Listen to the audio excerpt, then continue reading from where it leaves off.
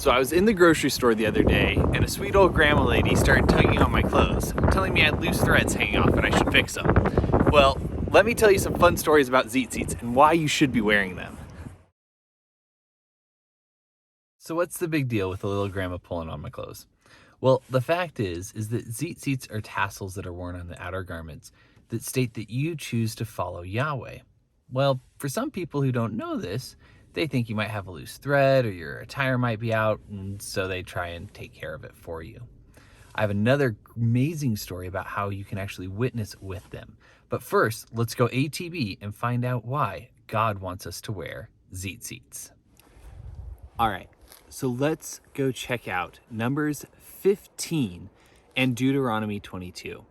In there, it talks about the tassels and why God created them.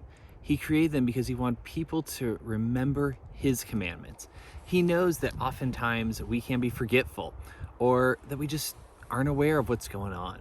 And so if everybody is wearing tzitzits or the tassels on your garments, then you're not only going to see them yourself, but you're going to see others, which will remind you to keep Yahweh's commandments. And most importantly, not most importantly, but one of the really cool things about it is that it lets you know who else is choosing to keep Yahweh's commandments. Now, of course, we can go forward into Matthew 9, where we hear about the healing that happens for the woman of the issue with blood from just touching Yeshua's tassels. There's many different places in the Bible where you can find them. So go and hunt them out yourselves. But the last thing I wanted to talk to you about is I have a family member who years ago used to make fun of me for wearing tassels.